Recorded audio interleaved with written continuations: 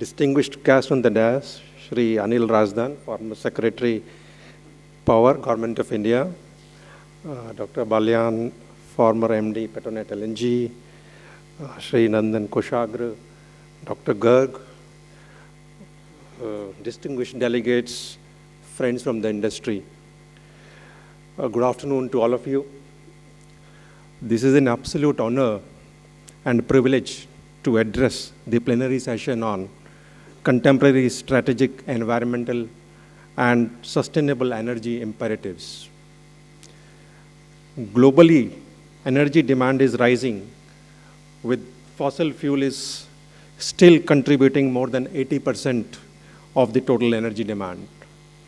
According to IEA projections, even if the net zero path is treaded, fossil fuel share is likely to drop only to 73% by 2030.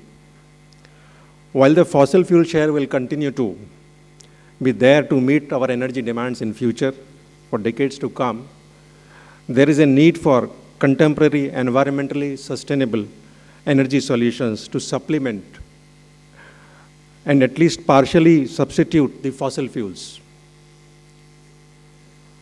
The biggest contribution of low carbon energy comes from renewables. By 2030, the renewable could deliver 80% of the new capacity addition. Also, LNG is replacing coal and heavy fuel oil in industries globally to reduce the carbon footprints. Low carbon energy demand, which is being currently largely sourced from renewables, is growing faster than the overall energy growth rate globally. Now turning to India, the country faces energy trilemma, where energy security, affordability, and sustainability are to be simultaneously addressed. As decarbonization advances, reliable supply and stable prices remain essential to meet energy demand driven by 1.4 billion population and rapid industrialization.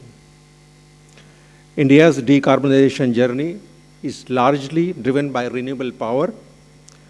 By mid-2025, non-fossil sources reached 50% of installed power capacity, ahead of the 2030 target. India's non-fossils capacity reached 283 gigawatts by March 2026, making it the world's third largest installer of the renewables. A record 55.3 gigawatt capacity was added in 2025-26, keeping India on the track of achieving 500 gigawatt of non-fossil fuel capacity by 2030 in the power sector.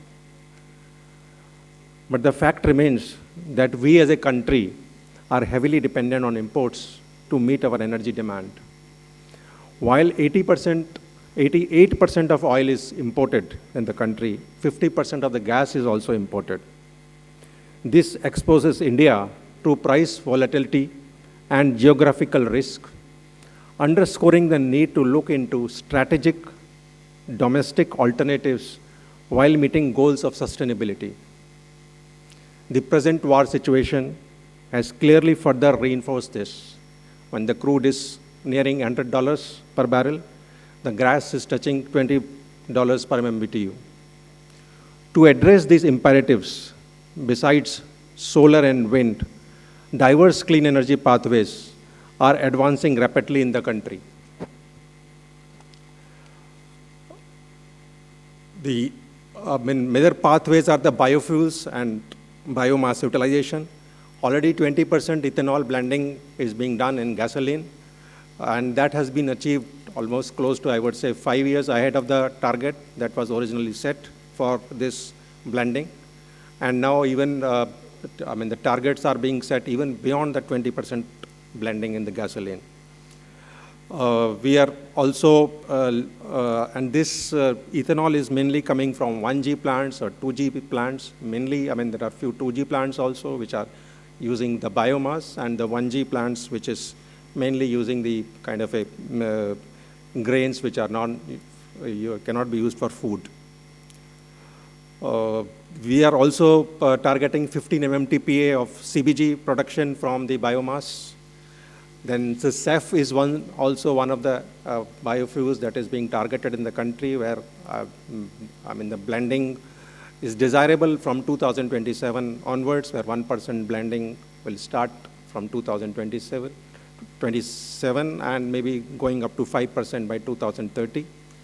So that clearly shows that the biofuels is one of the emerging fuels to substitute the fossil fuels. Another pathway is definitely the green hydrogen.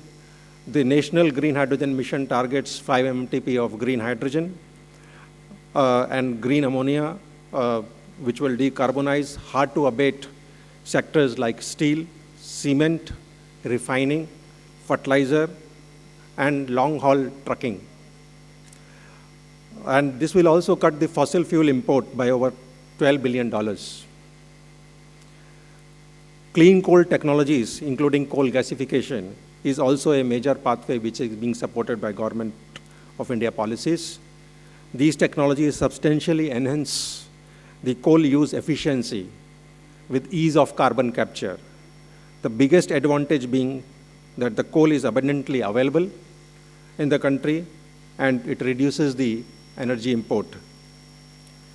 The captured carbon can be sequestered in many ways in terms of many chemical products, or it can be sequestered in the ground in some basins.